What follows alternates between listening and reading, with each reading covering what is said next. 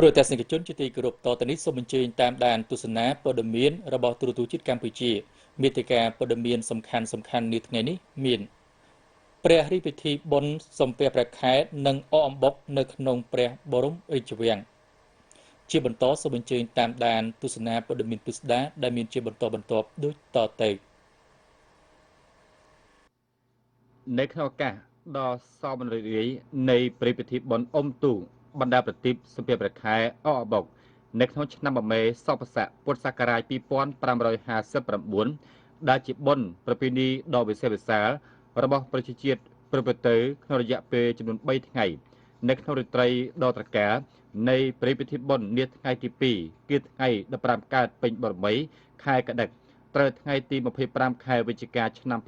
2015ព្រះករុណាចៅអម្ចាស់ជិតត្បូងបបាសម្ដេចព្រះបរមរាជព្រះមក្សត្រកម្ពុជាជាទីសក្ការៈដ៏ខ្ពង់បំផុតនៃយើងព្រះអង្គបានសពបញ្ញរតីព្រះបរមរាជញ្ញាណថ្វាយសម្ដេចរាជបុត្រី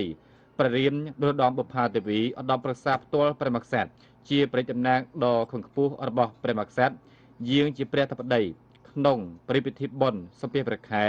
និងអកអំបុកដែលបានរៀបចំឡើងយ៉ាងមហោរឹកនៅក្នុងព្រះទីន័ងទេវនិច្ឆ័យព្រះបរមរាជវាំង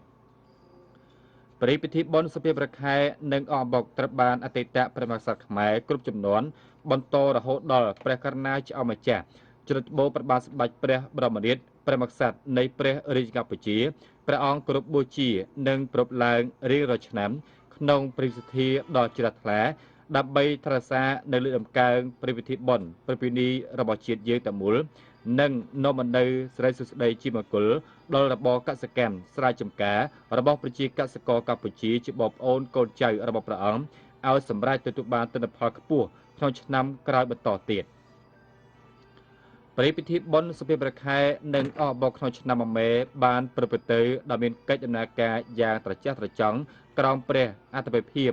សម្ដេចរាជបុត្រីព្រះរាមនរោត្តមបុប្ផាទេវីព្រះតំណាងដ៏ខ្ពង់ខ្ពស់របស់ព្រះមហាក្សត្រជាទីសក្ការៈដ៏ខ្ពង់បំផុតធ្វើឲ្យជ្រុំជាតិយើងគ្រប់ស្រទាប់មានសេចក្តីសំណរីករាយដោយឥតឧបមាពិសេសទៅទៀតព្រះពិធីបុណ្យអុំទូកបណ្ដាប្រទីបសំពះព្រះខែនិងអកអំបុកក្នុងឆ្នាំនេះបានប្រព្រឹត្តទៅបន្ទាប់ពីព្រះពិធីបុណ្យដ៏រងដំនិងជាប្រវត្តិសាស្ត្ររបស់ជាតិចំនួន2គឺព្រះពិធីបុណ្យយាងគ្រងព្រះបរមសារីរិកសម្បត្តិគម្រប់ខួប11ព្រះវស្សារបស់ព្រះករុណាចៅអម្ចាស់ជ្រុតត្បូងព្រះមក្សត្រកម្ពុជានិងព្រះពិធីបុណ្យខួបប្រសូតដ៏មហាមង្គលថ្លៃថ្លានៃអង្គព្រះករុណាព្រះបាទសម្ដេចព្រះមហាវរក្សត្រព្រះវររាជបិតាជាខ្មែរជាទីសក្ការៈដ៏ខ្ពង់បំផុតនៃយើងធ្វើឲ្យប្រជាជាតិកម្ពុជាជាកូនចៅចៅទូរបស់ព្រះអង្គចងចាំចំណេញគ្មានថ្ងៃបំភ្លេចបានចំពោះព្រះរាជគុណវរៈដ៏ធំធេងមិនអាចគុណនាបានរបស់ព្រះករុណាព្រះវររាជបិតាជាខ្មែរសម្ដេចព្រះវររាជបិតាជាខ្មែរ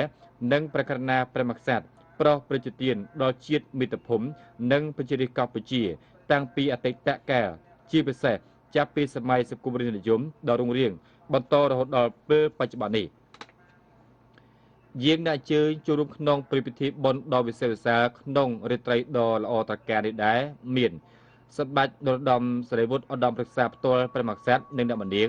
អាយដាមគុយសុផលទេសរដ្ឋមន្ត្រីទទួលបន្ទុកកិច្ចការទូតអមក្រសួងព្រះបរមរាជវាំងអាយដាមឈីហនរដ្ឋមន្ត្រីអមក្រសួងព្រះបរមរាជវាំងព្រមទាំងព្រះរាជវង្សានុវង្សថ្នាក់ដឹកនាំនៅនិមឺនសពមន្ត្រីព្រះបរមរាជវាំង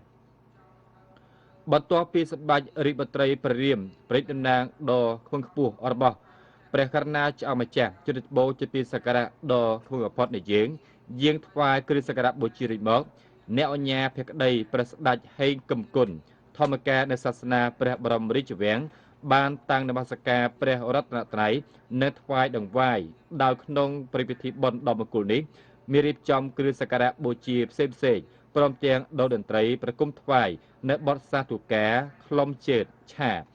បញ្ចុះលីអំទូកទេពរំជួលទេពនិមិត្តទេពបន្ទុំអាយុយឺនយូរនិងបទកំសាន្តសួនសួរជាដើមថ្វាយចំពោះព្រះរតនត្រ័យព្រះចង្កូមកែវដែលទ្រង់ព្រះសន្ធិដ្ឋគង់នៅឋានភុជង្គនេះព្រះពុទ្ធបាទស្ថិតនៅក្នុងស្ទឹងយនកបុរីព្រះចលាមនីចេតិយព្រះស្ថិតនៅក្នុងឋានតាវតឹងព្រះចេតិយស្ថិតនៅឋានព្រហ្មលោក ព្រមទាំងសម្ដេចព្រះអមរិន្ទ្រាទេវរាជសម្ដេចព្រះមហាព្រហ្មនិងទេវតាថរសាព្រះមហាសុរស័ក្តិជាដើមព្រះពិធីនេះបានកំណត់ចូលពីថ្ងៃ14កើតខែកដិកឆ្នាំមមេសពស័កពុទ្ធសករាជ2559ត្រូវថ្ងៃទី24ខែវិច្ឆិកាឆ្នាំ2015ដរាបដល់ថ្ងៃ15កើតខែកដិកជាថ្ងៃពេញបរមីព្រះច័ន្ទពេញវង្សព្រះករុណាចៅអម្ចាស់ជ្រោះត្បូងព្រះបាទសម្ដេចព្រះបរមនាថព្រះចៅក្រុងកម្ពុជាធិបតីព្រះអង្គមានព្រះសទ្ធាដ៏ប្រសើរជ្រះថ្លាក្រៃលែងនៅក្នុងព្រះពុទ្ធសាសនាហើយបានត្រាស់បង្គាប់ឲ្យសម្ដេចចៅវិវាំងគង់សំអល់ឧបនាយករដ្ឋមន្ត្រីនិងជារដ្ឋមន្ត្រីក្រសួងព្រះបរមរាជវាំងរៀបចំគ្រឿងសក្ការៈមួយផ្នែកទៀតមានអំបុកចេកដូងដំឡូងត្រាវជាដើមសុទ្ធសឹងជាផលិតផលដំណាំក្នុងស្រុកនិងអុជទៀនធូបប្រទីបជ្វាលាបំភ្លឺប្រងព្រាតថ្វាយប្រខែបូជាចំពោះព្រះបរមរូបព្រះសក្សៈបណ្ឌិត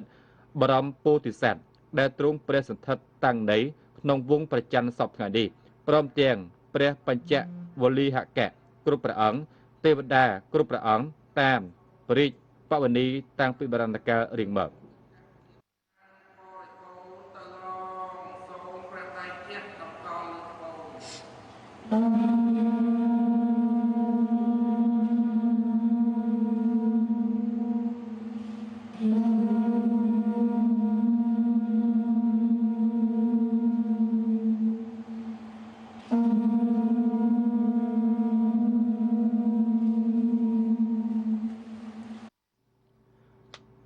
ម្យ៉ាងទៀតព្រះពិធីបុណ្យនេះនៅបានបួងសួងចង់ដឹងអំពីឧតកៈធារា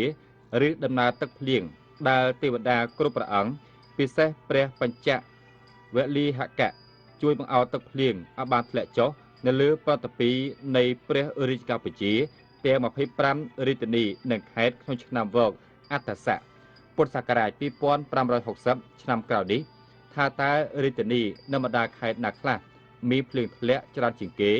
ដោយសន្មតយកទៀនទាំង25ដើមតំណាងឲ្យរាជធានីខេត្តទាំង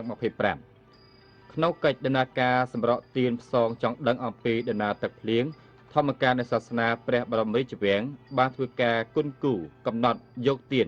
ដែលរាប់ពីក្បាលនាគទៅកតុយនាគក្នុងនោះទៀនទី1តំណាងទឹកភ្លៀងខេត្តកណ្ដាលទៀនទី2តំណាងឲ្យទឹកភ្លៀងខេត្តកំពតទៀនទី3តំណាងឲ្យទឹកភ្លៀងខេត្តកំពង់ចាមទៀនទី4តំណាងឲ្យទឹកភ្លៀងខេត្តកំពង់ធំ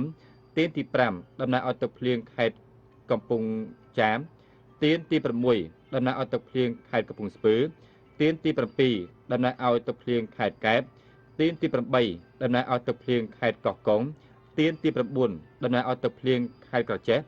ទៀនទី10តំណាងឲ្យទឹកភ្លៀងខេត្តតាកែវទៀនទី11តំណាងឲ្យទឹកភ្លៀងខេត្តបាត់ដំបងទៀនទី12តំណាងឲ្យទឹកភ្លៀងខេត្តបន្ទាយមានជ័យទៀនទី13តំណាងឲ្យទឹកភ្លៀងខេត្តបៃលិន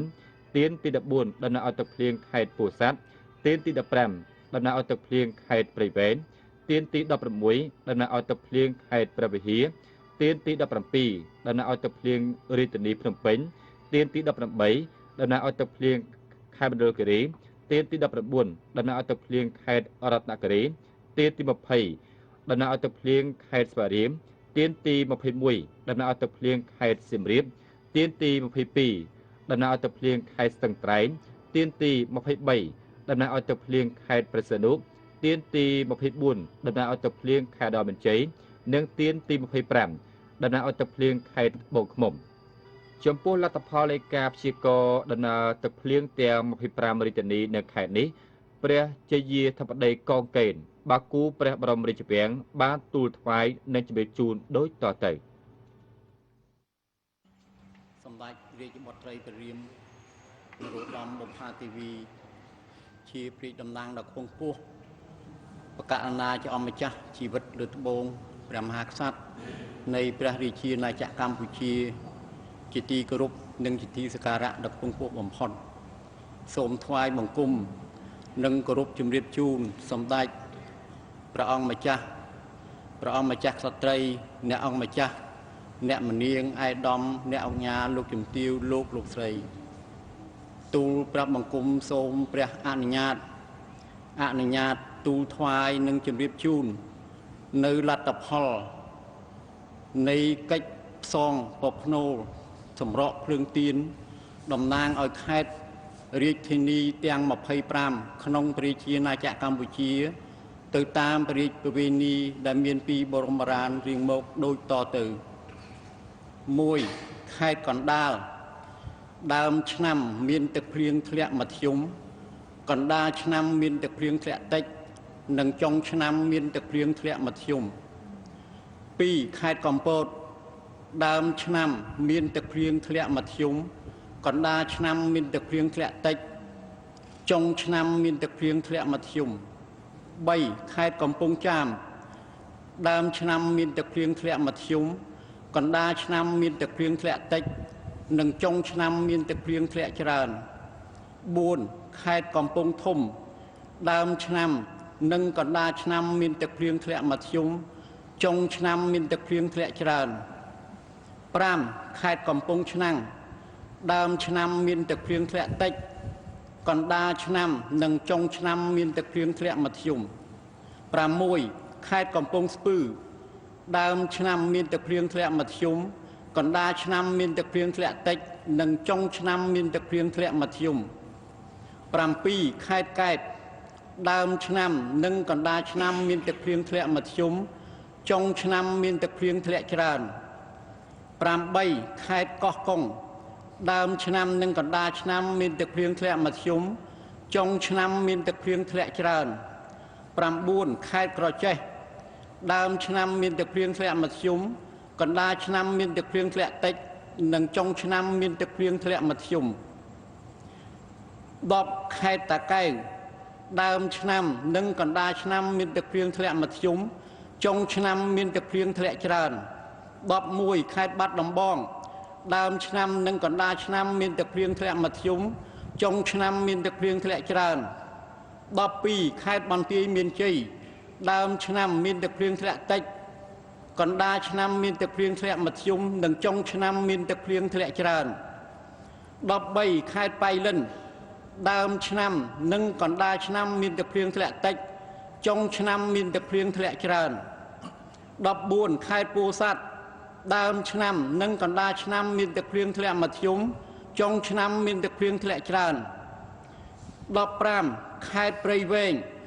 ដើមឆ្នាំកណ្ដាលឆ្នាំនិងចុងឆ្នាំមានទឹកភ្លៀងធ្លាក់មធ្យម 16ខេត្តព្រះវិហារដើមឆ្នាំមានទឹកភ្លៀងធ្លាក់មធ្យម កណ្ដាលឆ្នាំមានទឹកភ្លៀងធ្លាក់តិចនិងចុងឆ្នាំមានទឹកភ្លៀងធ្លាក់ច្រើន 17រាជធានីភ្នំពេញ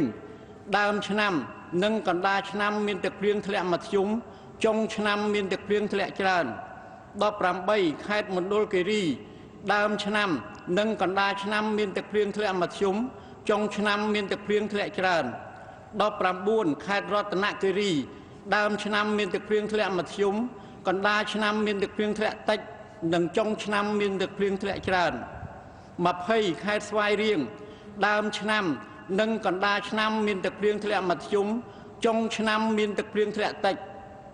21ខេត្តសៀមរាបដើមឆ្នាំនិងកណ្ដាលឆ្នាំមានទឹកភ្លៀងធ្លាក់មធ្យមចុងឆ្នាំមានទឹកភ្លៀងធ្លាក់ច្រើន 22ខេត្តស្ទឹងត្រែងដើមឆ្នាំនិងកណ្ដាលឆ្នាំមានទឹកភ្លៀងធ្លាក់មធ្យមចុងឆ្នាំមានទឹកភ្លៀងធ្លាក់ច្រើន 23ខេត្តប្រស័យហនុដើមឆ្នាំនិងកណ្ដាលឆ្នាំមានទឹកភ្លៀងធ្លាក់មធ្យមចុងឆ្នាំមានទឹកភ្លៀងធ្លាក់ច្រើន 24ខេត្តឧត្តរមានជ័យដើមឆ្នាំនិងកណ្ដាលឆ្នាំមានទឹកភ្លៀងធ្លាក់មធ្យមចុងឆ្នាំមានទឹកភ្លៀងធ្លាក់តិច 25ខេត្តត្បូងឃ្មុំដើមឆ្នាំនិងកណ្ដាលឆ្នាំចុងឆ្នាំមានទឹកភ្លៀងធ្លាក់មធ្យមតាមលទ្ធផលនៃការផ្សងប្រផ្នូលអំពីការសម្រក់ភ្លើងទៀនដើម្បីចង់ដឹងនៅឧតកធារាគឺទឹកភ្លៀងសម្រាប់ឆ្នាំវកអត្តស័កពុទ្ធសករាជ 2560 ដោយទូលព្រះបង្គំបានទូលថ្វាយនិងគោរពជំរាបជូនខាងលើសូមសម្ដេចព្រះរាជតំណាងសម្ដេចព្រះអង្គម្ចាស់ស្ត្រីអ្នកអង្គម្ចាស់អ្នកមនាងឯកឧត្តមអ្នកអង្គញាលោកជំទាវលោកស្រីព្រះមេត្តានិងមេត្តាជាព័ត៌មាននៅពងពោះសូមអរព្រះគុណនិងអរគុណតមកសម្ដេចរាជបត្រីព្រះតំណាងដ៏ខ្ពង់ខ្ពស់របស់ព្រះករុណាចៅម្ចាស់ជិតបោកព្រះមហាក្សត្រកម្ពុជាព្រមទាំងសម្ដេចព្រះម្ចាស់ឯកឧត្តមលោកជំទាវជាព្រះជាមុខសន្តិវង្ស នៅនិមឺនសពមន្ត្រីព្រះបរមរាជវាំងបានយាងអញ្ជើញសោយនិងអកបុកទៅតាមប្រពៃណីទំនៀមទម្លាប់ដ៏ល្អផូរផង់របស់ប្រជាជាតិខ្មែរយើងសូមឧទ្ទិសថ្វាយដល់មហាបរិកុសលដែលកើតឡើងពីព្រះសទ្ធាដ៏បរិសុទ្ធជ្រះថ្លារបស់ព្រះករុណាចៅអម្ចាស់ជ្រឹត្បូងជាទីសក្ការៈដ៏ខ្ពង់បំផុតនៃយើងនៅក្នុងព្រឹត្តិពិធីបុណ្យថ្វាយចំពោះគុណបុណ្យព្រះរតនត្រ័យព្រះបារមីនៃព្រះសាសបណ្ឌិតបរមពោធិសត្វថ្វាយចំពោះទេវតាគ្រប់ព្រះអង្គដែលមានដូចជាឫទ្ធិភាពស័ក្តិសិទ្ធិក្នុងលោកមានទេវតាថរសាព្រះមហាសុរស័ក្តិជាដើមសូមជួយអភិបាលរក្សានិងប្រទាននៅព្រះសពសាទុកាពរដ៏បវរថ្លៃថ្លាថ្វាយព្រះករុណាចៅអម្ចាស់ជ្រឹត្បូងព្រះមហាក្សត្រកម្ពុជានិងសម្ដេចព្រះមហាក្សត្រីព្រះវិបដាជាខ្មែរជាទីសក្ការៈដ៏ខ្ពង់បំផុតនៃយើងព្រះអង្គបានប្រកបនៅសិរីសួស្តីជ័យមង្គលព្រះបរមសុខគ្រប់ប្រការនិងសូមព្រះអង្គមានពរិទ្ធសុខភាពល្អបរិបូរណ៍មានព្រះជន្មាយុយឺនយូរដើម្បីកូនចៅចាទុរបស់ព្រះអង្គជ្រកកោនក្រមលុបដ៏ត្រជាក់សម្បូរសប្បាយសុខសើមសាននៃព្រះអង្គជាយុវអង្វែងតទៅ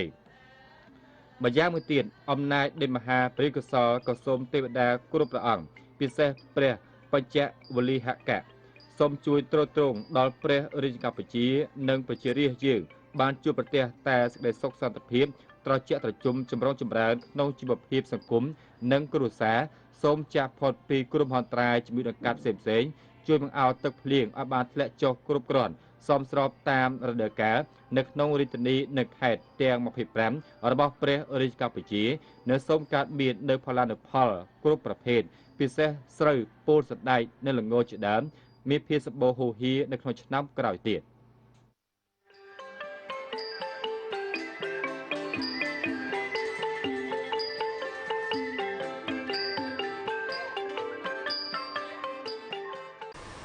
បន្ទាប់